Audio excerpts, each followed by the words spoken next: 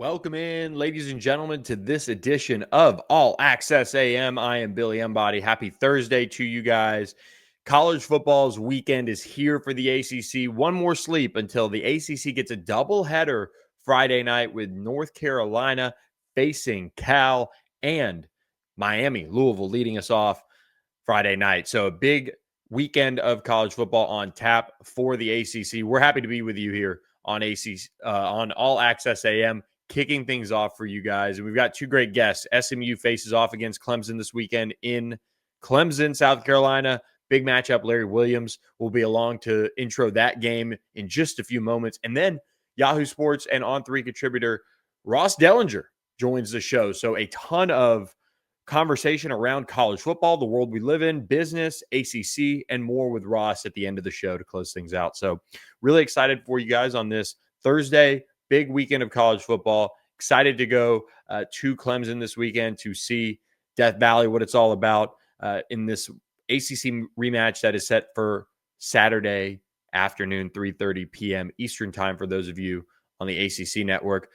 We ended up chatting with Larry and Ross for quite some time, so you'll hear a lot from them and you know, about the team that they cover. In Larry's case, the Clemson Tigers, but also Ross dishing it on the college football scene as a whole. You know, as we flesh out this show, I want to, hear from you guys in the comments first and foremost. What do you guys like to see? Like, if we're building this ACC focused show for your morning commute, what is it that you want to hear? Do you want to hear more from me? Do you want to hear more from guests? Do you want me to get, obviously, players and coaches on? That's the ultimate goal as well, to kind of have some time with them. But we do want to chop things up more, and we want to get, okay, we're going to hit Georgia Tech Duke preview for a few minutes, and then we're going to jump to the next game, and kind of do that as well. So really excited to just get your feedback on this show. We are 1 week in as of an hour from now, as you guys are listening to Ross close things out, of All Access AM. So really appreciate all of you guys who have subscribed, followed the YouTube channel, followed us on Instagram or Twitter or X or whatever you want to call it, at All Access AM. You can follow me at Billy Embody on Twitter as well, or Instagram. Those are the places you could find me. And look, this show, I really want this to take on the life of the ACC. I want every single day for every single ACC fan that listens to feel like they got their fill of ACC content. Now, we're working on how the guests play out and all of those things, but people are so gracious with their time. And Larry Williams and Ross Dellenger are the two examples of that for us this week in particular, with how long we chatted about this big game between SMU and Clemson. And, of course, Ross Dellenger covering it all on college football. So week 2 next week starts Monday morning, 7 a.m. Central Time. Make sure you guys are subscribed. Turn the notifications on to our channel at All Access AM on YouTube. But let's jump into the show presented by Security National Bank. SecurityNational.bank is where you can start the process of going down the path with them as far as your personal business, as far as your personal life and your business life. They can help you and give you the attention you need. They're a family-owned business and have been for many, many years. So go to SecurityNational.bank and start learning about your process, and make sure you told them that All Access AM sent you. Takes nothing to pick up the phone and have a conversation with one of their people. They're great. So Larry Williams will be along just in a moment. Ross Dellenger, about 25 minutes after that. We'll just roll right into that interview with Ross. And I think for me, this weekend for the ACC, we're going to find out how legit Georgia Tech is. I think they're legit. I think they are probably the team that ends up playing Miami in the ACC Championship. That is the trendy pick. That is, at least on paper, the pick that those are the top 2 teams in the league as far as the rankings go. How does it all play out, though? Because we've seen this time and again in the ACC. Just when you kind of think somebody's making a little bit of a run, somebody, namely Clemson, keep an eye on them. If they can get on a run, will make it difficult for everybody else to get that spot in Charlotte. But as it stands, Miami, of course, number 1, number 2 team, depending on who you ask in the country. They seem like the kind of no-brainer pick to end up there. SMU will have a say in a couple weeks, and we'll look at that game really differently if they do, in fact, go beat Clemson at Clemson.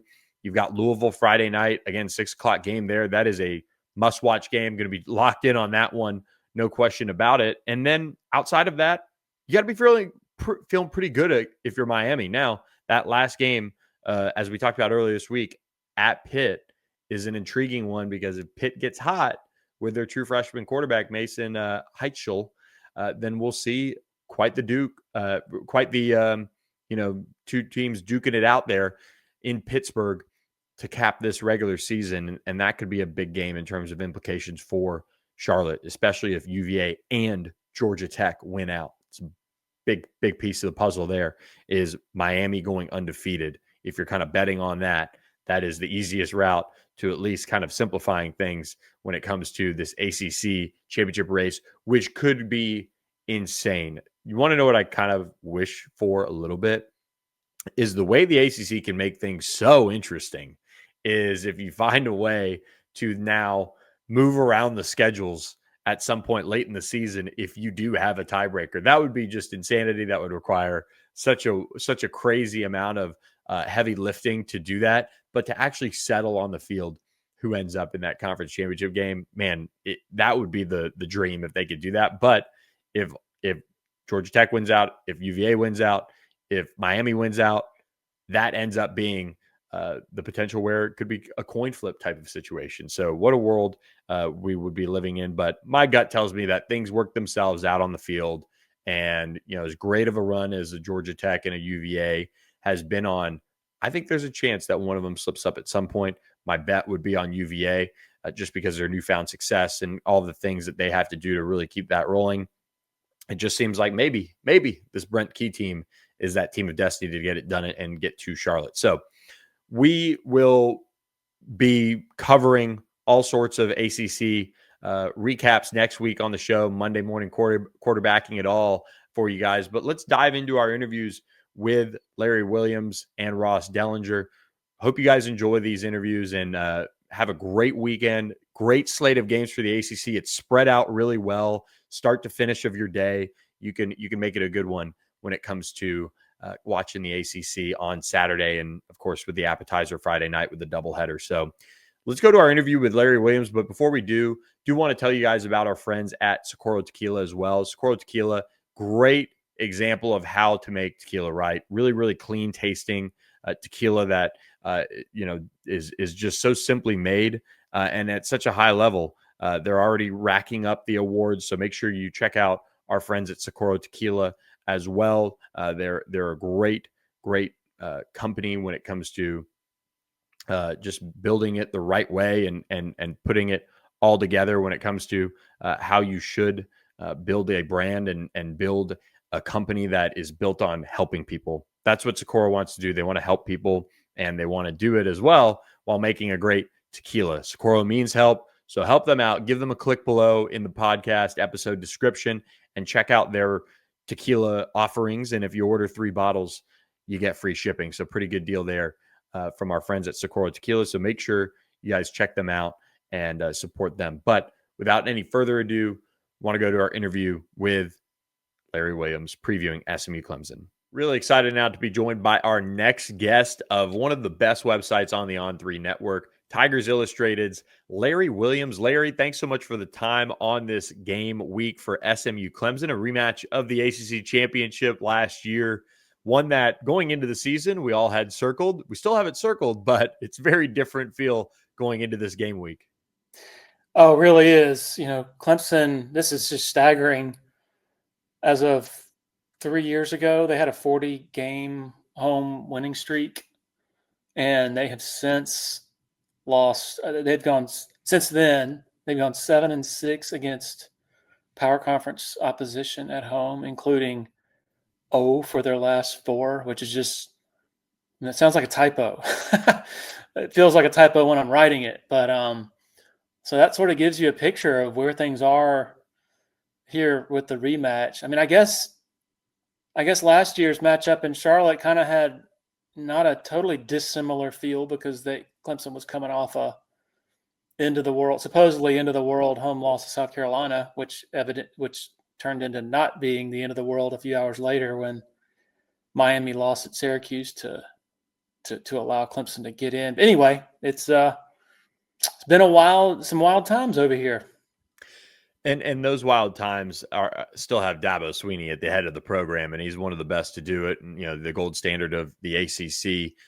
Dabo's kind of had his back up against the wall here and there over the course of his tenure, but what is it like on the ground there right now with the start that Clemson's had? Obviously, you stop the bleeding, being able to play teams like a UNC and things like that. But is there kind of that back against the wall kind of feeling around there as far as how they're trying to attack and fix what the issues have been throughout this season? I don't know if I would call it backs against the wall as much as just trying to figure it out. Yeah. Kind of dumbfounded. I don't think I'm speaking only for people like me on the outside. I think I'm also speaking for people on the inside.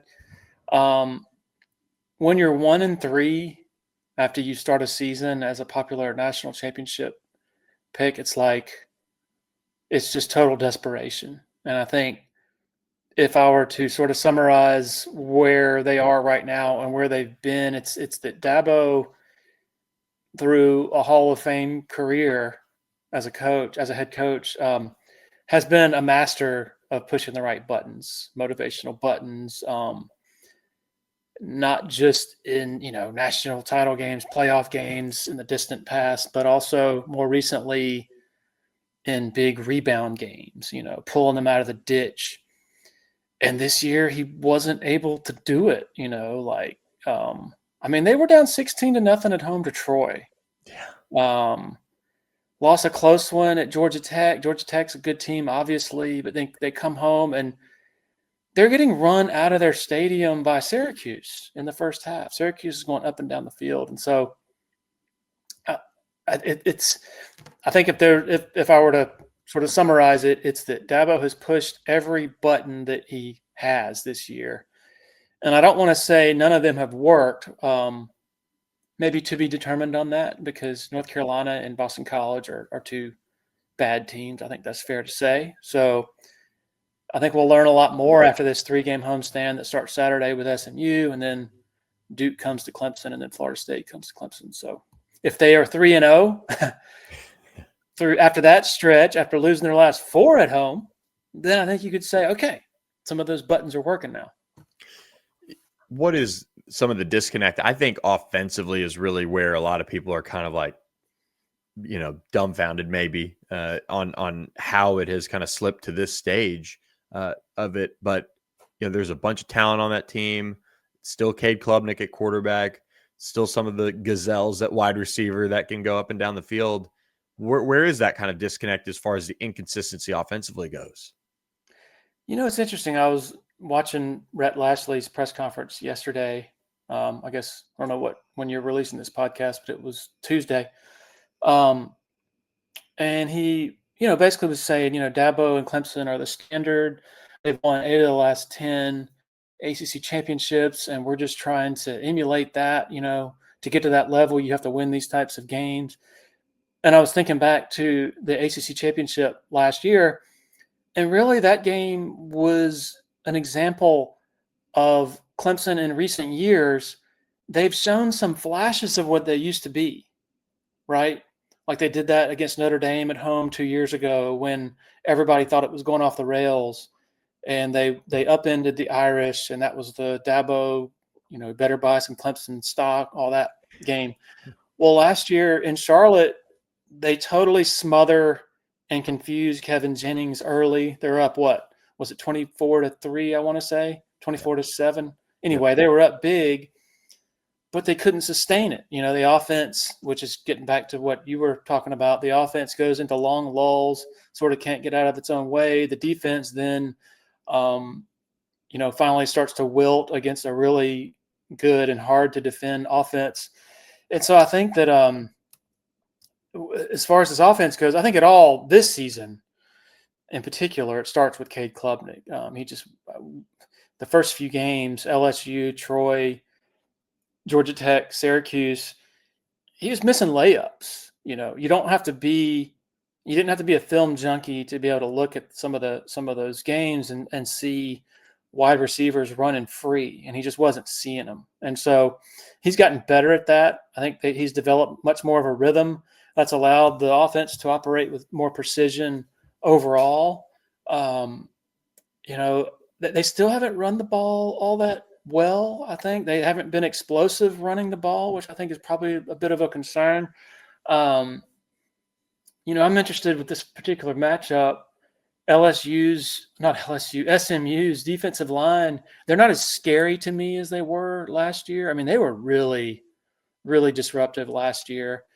But it's the back end. I mean, I just see so many busts in what I've watched of SMU this week. And, we saw some of that in last year's ACC Championship game, the first touchdown, I want to say, where I guess one of the corners got nosy and Wesco slipped behind him. There was a couple of other occasions as well. Anyway, so I think that that there's you can see sort of the ingredients for this offense continuing to sort of pick itself up. Although Cade Klubnik suffered an ankle injury against Boston College last week, and so that's something to monitor. Ankle injuries are always tricky. So the offensive line, Clemson's offensive line, hasn't been as good as they thought it was going to be. I think most folks thought that this offensive line was going to be the best that's been around here in years, and it simply hasn't been. They've had quite a few injuries up front, but they've had enough experienced guys to be better than they have been. So that's been a work in progress as well. Yeah. Do you think Cade's not maybe 100% for this game, but is it a storyline? Is it something that you're really watching, or hey, he flashed a thumbs up coming out of the tent and they just shut him down? No, I don't think you can ever.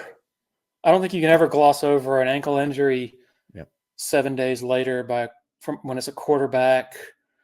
Who Dabo Sweeney has acknowledged that Cade has been limited early in the week in practice. We're recording this on a Wednesday, so Wednesdays practices are of course important. So still awaiting some returns, of course, later in the week. But yeah, I think it's certainly something you have to monitor. My gut tells me he's as big of a competitor as there is. It's hard for me to imagine him not playing, but how limited is he? He's a dual threat quarterback. His mobility is very important, particularly given that he's been pressured a lot and they have had some issues in pass protection.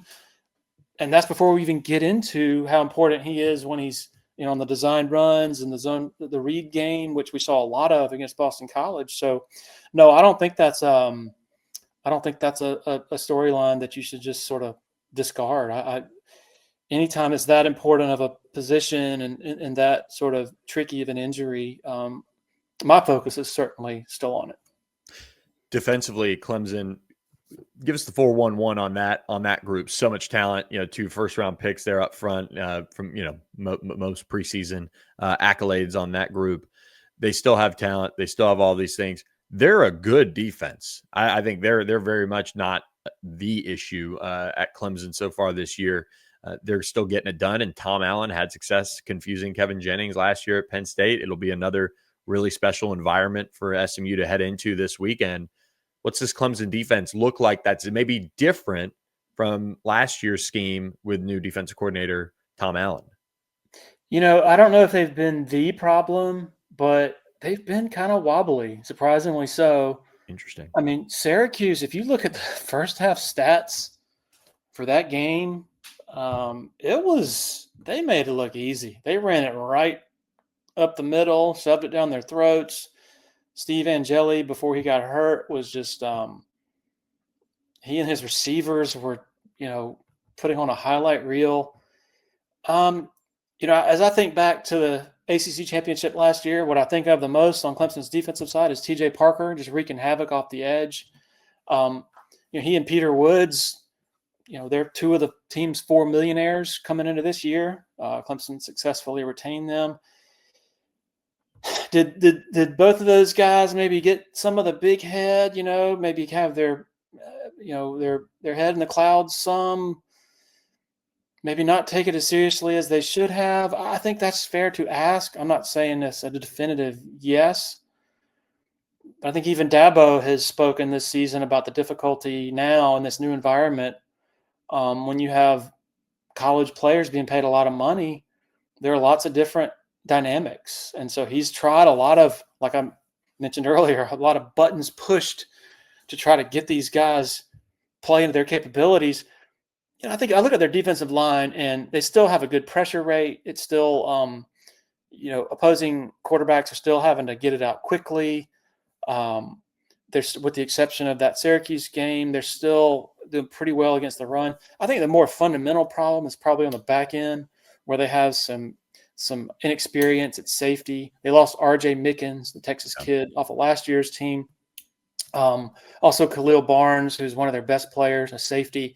He suffered a hamstring injury early in camp and missed basically all of camp, missed several games, and he's just now getting back to, what we thought he would be. And so I think, and this sort of gets into how are they different under Tom Allen. I think Allen hasn't been able to be as aggressive maybe as he might want to be because of that. You're trying to protect the back end, hasn't played as much man coverage, probably a lot of zone, which brings its own host of issues, potential issues when your second and third level guys don't have great communication. And I think that speaks to maybe some of SMU's problems that I've observed with some of their busts, not great spatial awareness. And so I think their defense, I think we're going to learn a lot on Saturday, because unlike Boston College and North Carolina's offenses, SMU schematically, I mean, they just make you honor every piece of the field horizontally and vertically. And what I would worry the most about if I were Clemson is, man, Kevin Jennings is so good at when he extends plays. This is not a news flash to you and your audience, but at keeping his eyes downfield. And man, if you have a slot guy who gets unaccounted for down the seam and a safety's eyes are in the backfield, man, he is just that quick trigger. He can just flick it 40 yards just on a rope from all different angles, and he can do it all over the field. And so that's as I assess Clemson's defense right now. I think they can limit SMU's running game. I think they can generate pressure on Jennings in the pocket. But can Clemson cover the width and the length of the field? All the while, Jennings is, if you don't get him on the ground and he's out there extending those plays, that's a recipe for trouble. So that's the most interesting thing I'm looking for, just as this defense is going to be stressed in ways that the previous two offenses they've faced have not been able to stress them. Do you have kind of an ideal world for, if you're Clemson, how this game plays out for them to win, and then what you see SMU's path is to winning this one? I think Clemson, I think it sounds kind of dumb and it's not novel, but I just think it starts on the line of scrimmage. I think SMU's defensive line, though they're not as fearsome as last year's, I think they're capable of disrupting Clemson's offensive line if Clemson's guys up front aren't sort of ready. I don't know if that's the word. And so if Clemson's one-dimensional, they've been able to be one-dimensional the last games and win easily for the most part. But can they be one-dimensional in this type of game? And I think that's fair to be skeptical of. I think the ideal for Clemson's defense is for their defensive line to do what everybody thought they were going to do coming in the year, and that is to dominate. Going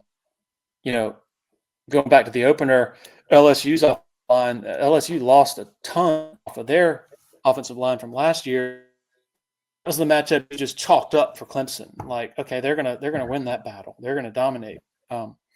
Well, they didn't. LSU's offensive line didn't dominate, but they neutralized them, and so therefore they won the battle because Clemson wasn't able to,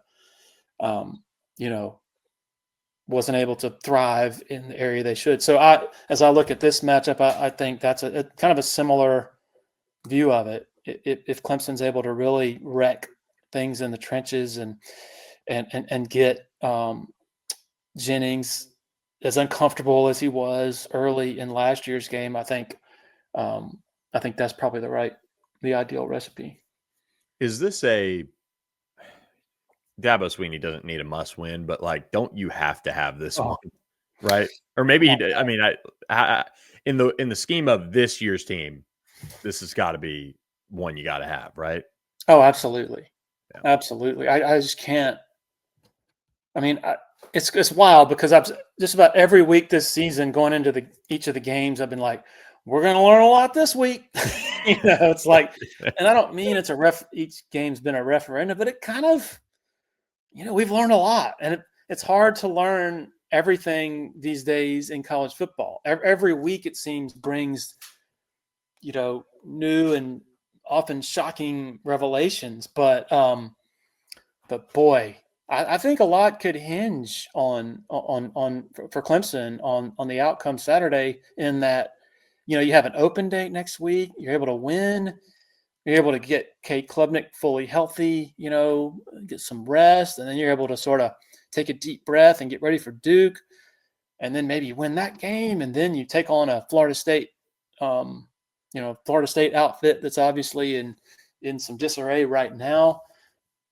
As I flip it and I imagine the hypothetical of SMU walking out of Death Valley with a win, making it 5 straight Death Valley defeats for Clemson against power conference opposition, and 3-4, and oh boy, it would not be a fun open date. People who say that people in our roles, like media journalists, whatever, that we must really love negativity because of all the clicks or whatever, man, y'all ain't got any clue. It gets pretty brutal. It's much more fun to cover a winner, I promise you. Yeah, no question. Well, it's going to be a electric atmosphere, an ACC championship rematch, and a game that last year in Charlotte delivered on every level as far as being a classic. So, hey, we can at least hope maybe that just both teams have fun. We see a competitive game, and then let the chips fall where they may, right? Because both of these programs need this win. So, I'm curious. I don't I guess turn the tables. Is that really the feeling? Like, is there pressure on them? I mean, it's a new team. You got 42 new players. Is there really that much pressure? I'm curious on Lashley and SMU. Yeah, I think internally, as the administration and all of that, there's really not that much pressure. I mean, what they've done the last 2 years for this university has been nothing short of unbelievable. But externally, it's kind of like when you lose to Baylor and TCU in the way that they did in this portal era, it's kind of like you had to get one of those. Like, I think it's a different feeling if they would have held on and beat Baylor or had lost to Baylor and figured out a way to beat TCU. But now it's like, okay, you did so much great last year. There's no pressure. It's not like the pitchforks are out or anything like that. But you've got to come up with a kind of a signature win to kind of keep people, on your side, at least for the rest of the year, and showing up and all that stuff. If they can get a win at Clemson, especially in a Death Valley that has been more of a house of horrors for Clemson lately, like, that's what you need to do. There's still a lot of money invested in this team. There's Kevin Jennings back. They played at Penn State. They've played Clemson already, playing that brand already. So there's not a lot that should be a surprise to them, I don't think. And if you're past all of that, then it comes down to figuring out how you execute better than Clemson. And there's a lot of talent at SMU. There's a lot of talent at Clemson. But, man, the way Clemson has looked at home, you feel like SMU needs to take advantage of that. And I think that's where kind of the pressure lies. Like, the 9.5-point spread, it's like, really? Like, 10-point loss? That would not necessarily be okay with a lot of people. I think if you come out with a hard-fought loss and Kevin Jennings plays clean and it's just a defensive battle, maybe that could be a little bit more stomachable. But SMU's lost games where they've turned the ball over and done some of those things, been penalized a lot. They play a clean game and kind of lose straight up. It's a little bit easier to stomach, but they have the talent to go in there and win. And, that's what I think is needed at this stage of the schedule. And then people could kind of stomach it a little bit more if maybe they lose to Miami or things don't shake out their way down the line this season, if that makes sense. 19 straight regular season conference wins for SMU. Yep. Being put to the test. Being put to the test this weekend. So it's a good run. It's a really good run. And this is kind of that next step for SMU. They've been on a little bit of a revenge tour over the last few years. They've lost to teams and then beat them. They've lost to teams and then beat them and kind of step back up. This is now the Clemson version of that, potentially, where they're going to be looking to do that. So it is a very intriguing game because both teams just haven't been that great this year. Yeah. So both teams coming off wins over teams that don't look to be very good right now. So we'll learn a lot, right? Well, for what it's worth, from the outside looking in, I'm just really impressed with Lashley. Every time I listen to one of his press conferences and watch his offenses, like, man, he's got a good one down there, I think. No doubt. And I mean, he's so impressive in this world of college football. Clemson fans know it right now. Penn State definitely knows it. Some expectations sometimes are, things get nasty quickly, but it's kind of weathering those storms and the little ups and downs and building a more stable program. And a win on Saturday for SMU would really show that they've done that. I'm not worried about Clemson long term; they'll figure it out. But SMU kind of needs this one. It's similar to Louisville last year. They announced themselves last year when they went to Louisville and won on the road. Not to belabor this, but yeah, I think it was after the TCU game when SMU took a lead late, I guess early fourth quarter. And somebody, I don't know if it was you, but somebody asked, like, hey, there was a possession you guys had around there where you passed it 3 straight times. Was there any thought of running on one of those plays? And, a lot of coaches would have been like, in the immediate aftermath of a loss like that, would have been like, how dare you? Yeah. They tried to turn it back. But he was like, you know what? That's a totally fair question. He says, anytime you go pass, and punt, it's just that's not good. Not a good look. So I don't know. I'm with you. I think there are things that, as we sit here in our chairs, we would probably say, okay, we probably change this or change that, or maybe there's a fix there or something different. But I think both of us, with our respective coaches we cover, I mean, I think we're pretty impressed with what they've overall done and kind of respect, what they're putting together. So I respect the answer.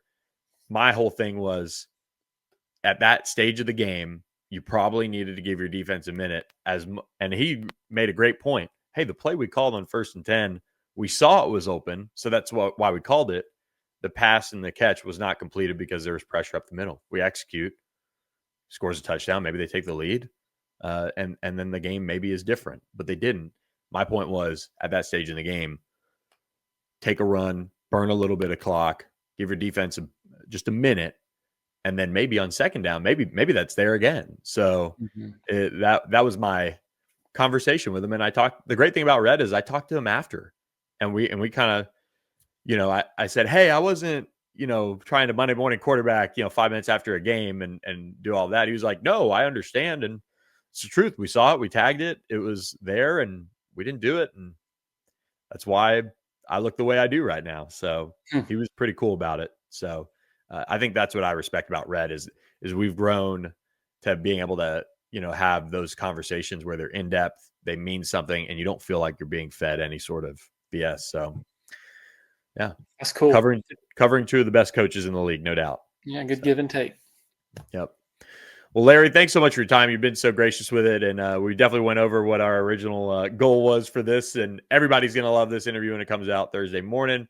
So thanks for stopping by with us on All Access AM as SMU heads to Clemson and the Tigers play host to the team they beat in the ACC Championship. We'll see how it goes Saturday at 3:30 Eastern in Death Valley. Larry Williams, thanks for joining us. Thanks, Billy. Looking forward to it. And thanks so much to Larry Williams for stopping by with us. Of course, we want to remind you guys we're also presented by Security National Bank. Want to remind you guys that they are the place to be when it comes to reevaluating your personal banking, your business banking. They can do that for you. And they can do that with fine attention to detail that you'd expect. They're a family-owned business, and they have just blown up over the last few years. So it's been a great run for them, moving up into this massive bank, but still keeping in mind the personal attention that you need in today's day and age, with the ever-changing landscape financially for so many people in this country. Lean on somebody like Security National Bank. So go to securitynational.bank or go to our episode description and just give them a click. Visit their homepage, see what they're all about, and make them, make some time to talk with them and see what your options are. So without any further ado, we go to our interview with Yahoo Sports national college football writer Ross Dellenger. Really appreciate Ross. We go back a long time now in this industry, and he's been a great friend. And for him to hop on and give us some time was really cool. So Ross Dellenger, our interview with him goes a good bit, and it kind of goes all over the place, but I think you'll come away learning a great deal about the landscape of college football, the ACC, and what's next in this ever-changing world of college athletics. So we go to our interview with Ross Dellenger now. We hope you guys enjoy it. Have a great rest of the weekend watching ACC football and college football. We'll catch you Monday at 7 a.m. Central on All Access AM. Hit that follow button, hit that subscribe button, and we'll catch you guys after the weekend. Thanks for listening. Our next guest is a really good friend of this show, and that is Yahoo Sports on threes, Ross Dellenger. Ross, thanks so much for coming on and spending some time with us this Thursday morning. It is a crazy time of year for college football. Halfway through the season, of course, this thing is wide open on the field. Of course, all sorts of things going on off the field, which we'll get to with you. But thanks so much for the time. We really appreciate it. Yeah, it's good to be on, Billy. The college football landscape right now, with this top 10 that we look at, and you see Indiana, you see Ole Miss, you see some of the traditional ones like an Ohio State in there leading the charge. This college football season seems as wide open as it's ever been, and that was something a lot of people were saying before the season. What's your thought on how this has played out so far this season? Yeah, I think I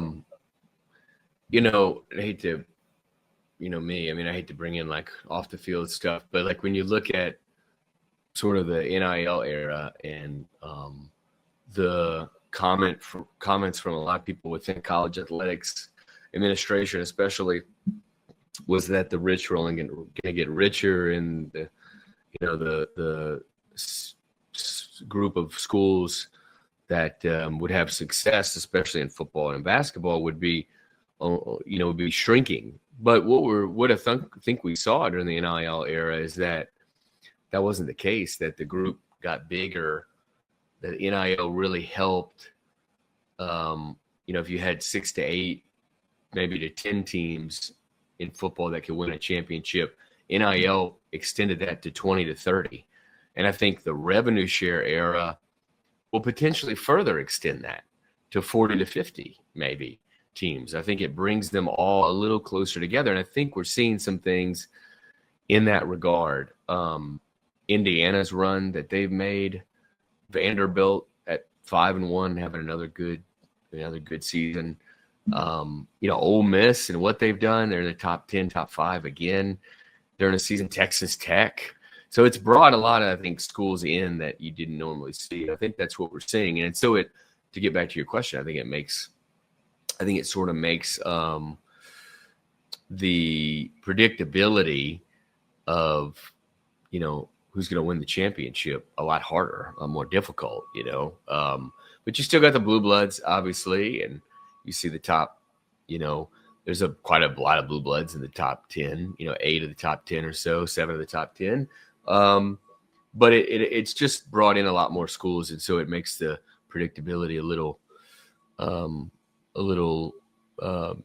harder, and I think that's good for the sport, that it is more difficult, and there's a little more parity going on than we've seen sort of in the past, because these schools like Ohio State sort of can't just lean on their history of success and tradition. There's this money thing involved now too, and everybody's got that. So it's been interesting to watch. On the field, like the teams I've seen this year, Ohio State probably has, the best defense that I've seen this year. And it's hard to not think that they'll be very much in it in the end again. And Miami probably has the best, most sort of electric offense that I've seen. And so, again, it's hard. Defense wins championships, so I'd give that nod to Ohio State. But and then you have, Alabama that's sort of had a resurgence too, and Indiana is incredibly fun to watch, and A&M and Ole Miss are still undefeated. So it's an interesting time.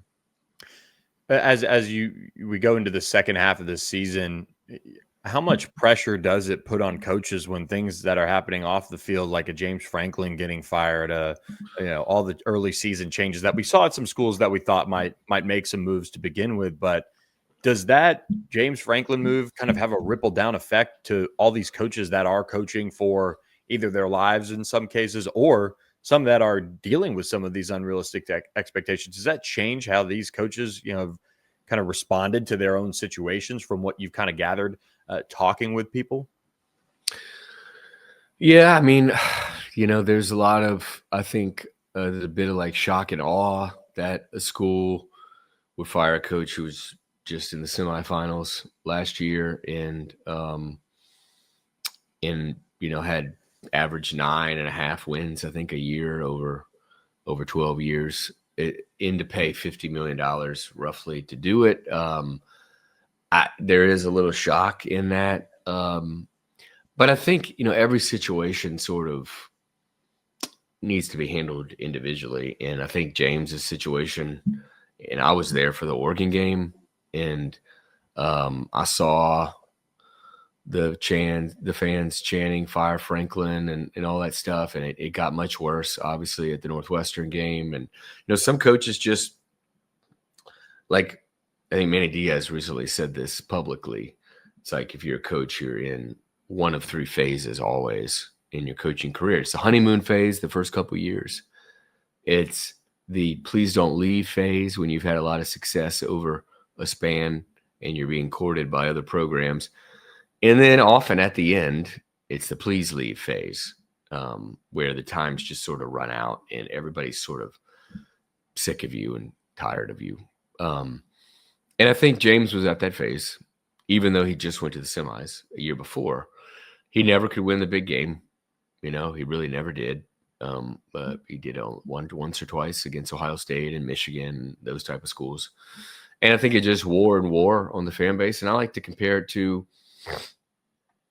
2 specific coaches that were in the SEC for a while that were eventually fired. That's Les Miles at LSU and Mark Richt at Georgia. And they were there for a long time, 10 plus years. They won a lot of games, but they had trouble against their rival in winning the big games.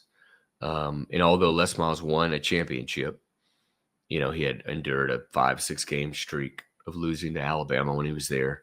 Mark Richt had a similar record, against Florida, in at times Tennessee. So it's just at some point, right?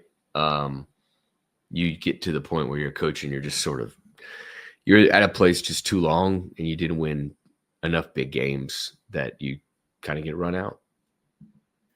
And as we watch, the ACC kind of try to jump back up into the upper echelon of college football, they needed Miami to step up this year, and they've done that. The number 2 team in the country, number 1 depending on who you ask. Their wins this season, very, very impressive. Obviously, the Florida State one doesn't necessarily have the same shine it once did, but this is a Miami team that can kind of lead the ACC's charge towards being relevant again. Just because when the top teams in the league are winning at a high clip, that's a big deal for them. They needed Miami to come through this year, and so far they have. Yeah, they have. They look really good. I mean, they've obviously invested a lot in the roster. We talk about NIL bringing programs sort of back in the fold, and Miami is certainly one of them that has sort of been brought back in by the way of resourcing. And you could tell, over the off season, over the front loading stuff in the spring, they really stocked the roster, and they've got the best freshmen I've seen in person for sure. With the receiver number 10, I'm blanking on his name, Malachi Tony, yeah, yeah, or Baby Jesus. And he's incredible. He gets open all the time. He's just electric. And then Carson Beck, is kind of just that veteran, steady guy who hasn't made a ton of mistakes. And man, he's got like a really beautiful deep ball and has sort of steered the ship.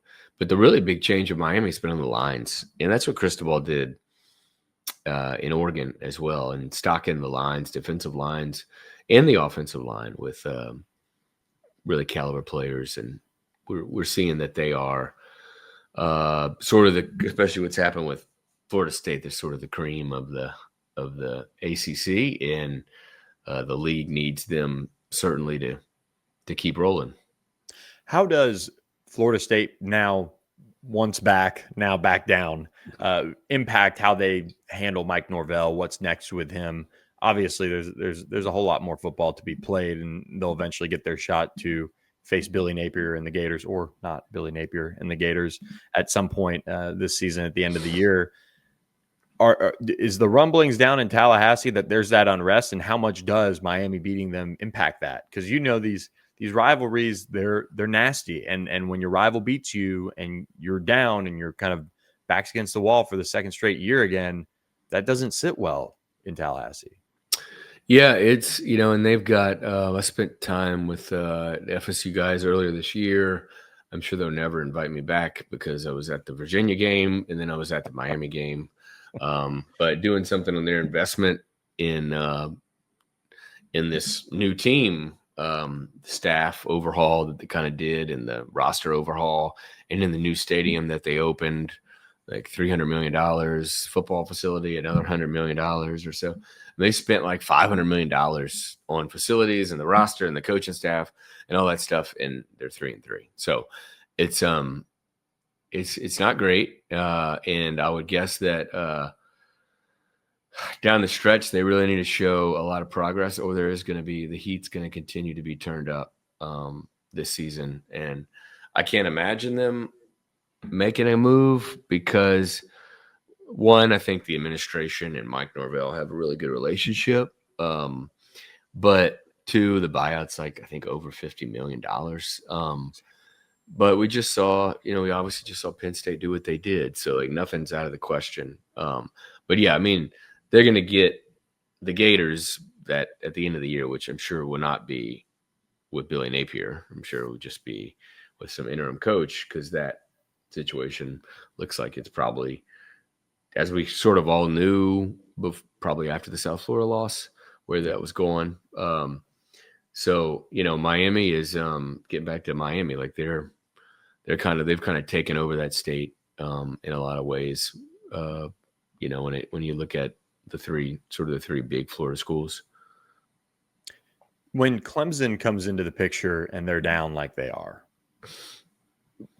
I would say you really don't know too much about what goes on in maybe Dabo Swinney's head, because everything's kind of been, peaches and cream, for the most part, the last, however long it's been in Clemson, just winning national championships and winning the ACC. And, he kind of walks on water, so to speak, over there. But now it seems like after, these home losses that they've suffered the last few games, there's maybe that time where there's that inflection point where he needs to change a little bit. Not that he's ever at this point going to be let go in the near future, but do you get the sense that there's that unrest in Clemson as well, similar to Florida State, where you've seen, okay, you go out and get a Tom Allen to try and fix the defense.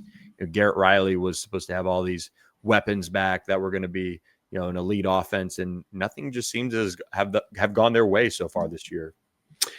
Yeah. I think that I remember 2 years ago being in Dabo's office and asking him about the portal and, why he hadn't used the portal. And he basically said, well, we've had nobody leave, so we don't need to use the portal to replace anybody. And that just gives you an idea of sort of like how he thought about the portal. And, there's a lot to be said for that thinking, that you build your roster and able to keep your guys. But this day and age, you've got to be a little more open to I think, and I think he's probably starting to realize that. If he hasn't realized that this year, then he's not going to realize that. So you would think that he'll start to have, and they have last year, a little more openness with, I think, the portal and getting players out of the portal, because his rivals are doing it right. They're getting the best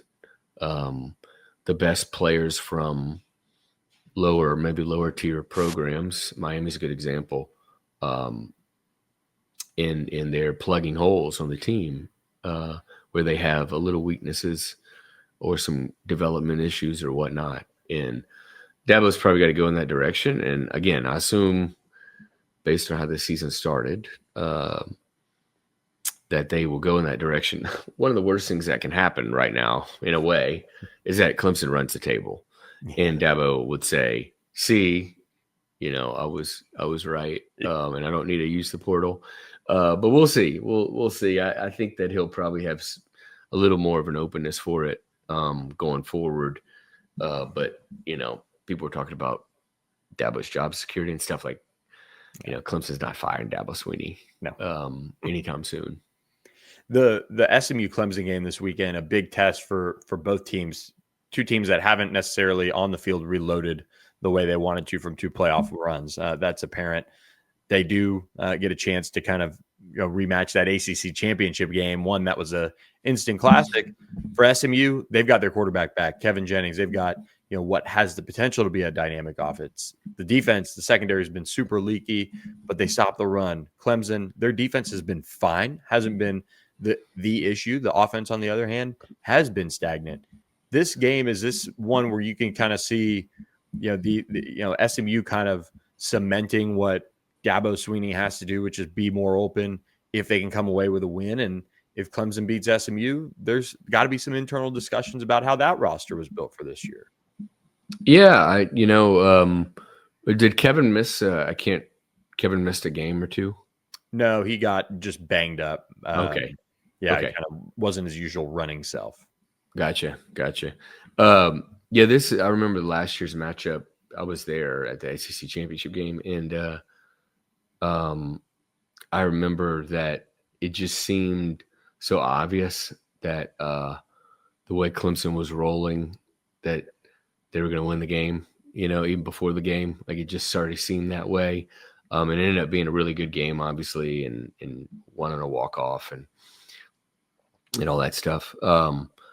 This one seems, it strikes me as similar. I just go into this one that it just seems like Clemson's starting to pick up steam and get on a roll, and they're doing their thing. Like they could run the table, basically. I wouldn't be surprised. And so I think it's on SMU to sort of, they've got to, you mentioned Clemson's offense, and they have struggled at times to really move the ball at all. They've struggled to run the ball a lot. I know SMU hasn't necessarily run the ball super well either, but you've got to get Clemson into that. You got to shake Cade Klubnik, the quarterback, a little bit, because it's pretty obvious that he can be shaken up a little and rattled. And I think that's sort of the biggest thing that SMU needs to try to do. But this one feels like a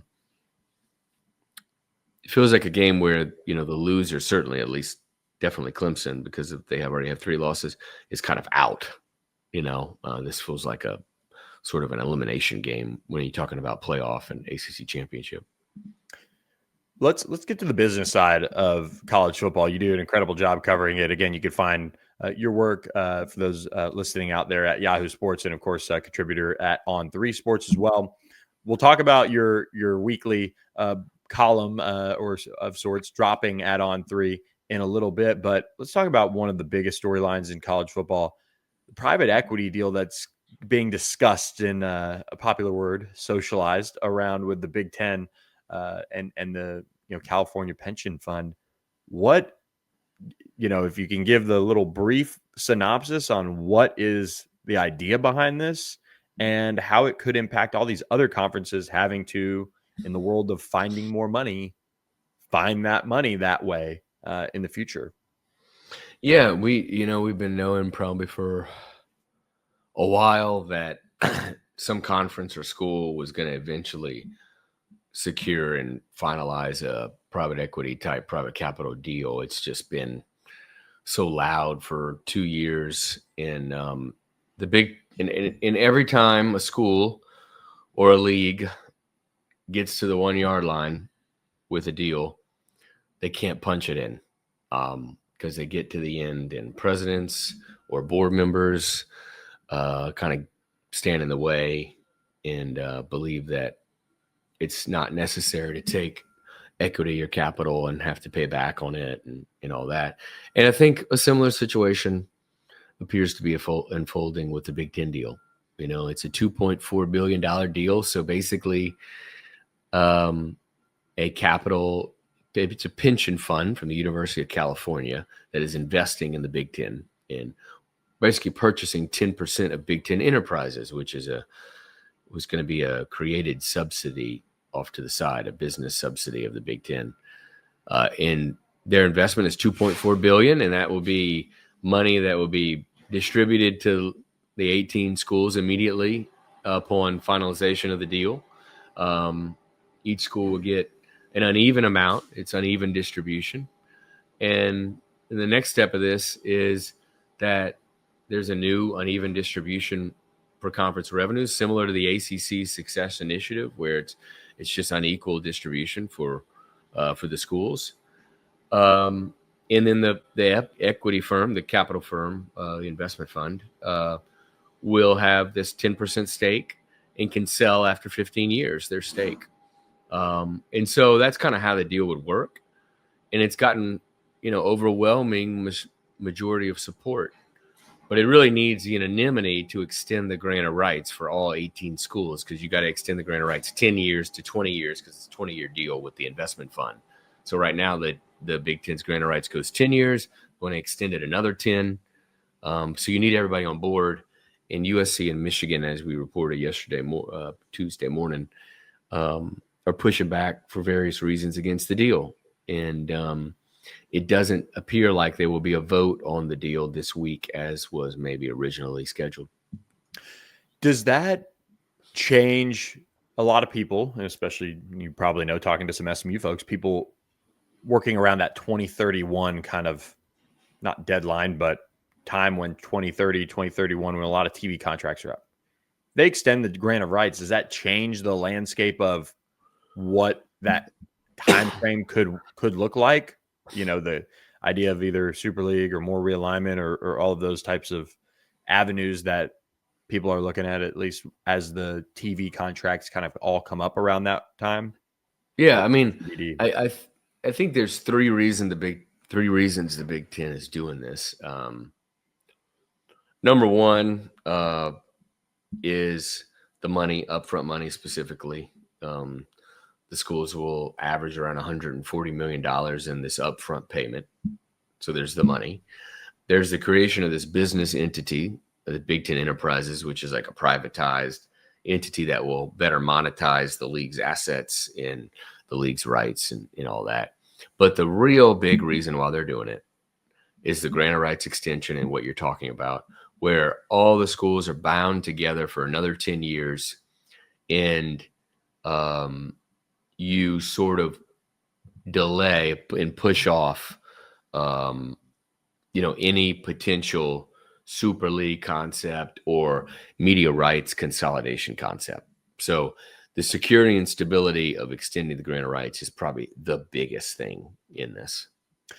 We could do a whole podcast on that. I know you do one on your own over there at Yahoo. So make sure you guys tune into Ross's podcast over there. But the 5 for 5 idea, where college athletes would have 5 years to compete in as many games as they want, no redshirt rule. That rule has been long talked about and long been considered a done deal by a lot of college coaches and roster management people around the country. But what is the latest on that? Yeah, last January we were at the NCAA convention.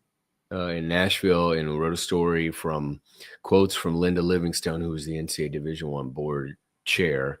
And she opened the door to this 5-for-5 conversation and basically suggested this may happen after the settlement is complete and that they may get to work on this. But what's happened since then is 20 plus eligibility lawsuits have been filed. And lawyers are now telling the NCAA to advising them not to change the eligibility standard right in the middle of while they're fighting these eligibility lawsuits. So right now it's been tabled. I'm guessing it'll come back up again, but and I'm guessing it will be a topic of conversation at the January convention again. But it doesn't, while these lawsuits are active, I don't see it happening. The idea of 5-for-5, it works, because now you have, with the rules that have changed around postseason competition. I mean, some guys can play in 7 games and still redshirt, or even more. Is there anything in your mind that really stands out as to why not to, besides just, lawyers lawyering and things like that? Or does it open you up for all of a sudden, oh, well, 5, what about 6? Somebody wants to become a doctor, and 7, you can get another doctorate or what have you. That is right. There's a couple of reasons I think 5-for-5 has issues outside of the open lawsuit stuff. One is that what you're talking about, right? Is like, if you do 5-for-5, does it open up you to legal challenges for 6-for-6, 7-for-7, etc.? But the other reason too is, with any 5-for-5 concept, it would eliminate red shirts in the waiver process too. Mm-hmm. And that could, that alone could elicit more sort of legal challenges too. So either way, you're going to get sued probably. And, it's the reason it's 4/5 is because they tie the academic calendar to eligibility. Mm-hmm. And, can they find a justifiable way to tie the academic calendar to 5-for-5? That's sort of a question too being asked. Well, Ross, we really appreciate all your time covering a wide range of topics. Let's end on this. Get back to the field. ACC Championship game prediction. Who do you have in there right now? Who do you think finishes this job out? Yeah, Miami certainly, looks like they're barreling toward that. And then you have, Georgia Tech and Virginia. And if you look at their schedules, they sort of escape, a lot of the top half of the league. I don't think either of them play Miami, first off. So it feels like maybe one of those schools will be in the ACC Championship game, which is, pretty kind of crazy to think about, that it might be Miami against Virginia or Georgia Tech. But that's the way it's looking sort of right now. And of course, SMU still, 2-0. So they go a long way and kind of going down that path if they can keep it alive and beat Clemson. No question. It's going to be really interesting to watch it all unfold. Well, we appreciate all the time. Ross Dellenger, Yahoo Sports, a contributor at On3. So make sure you check out his work at both spots. Ross Dellenger, great follow on Twitter. And don't forget, it's Booze and Bites section of the weekly column at On3 Sports, on3.com. So, Ross, thanks so much for the time. And we will catch you guys next time on another edition of All Access AM. We appreciate you guys stopping in with us, and we'll see you next time. Thanks for listening.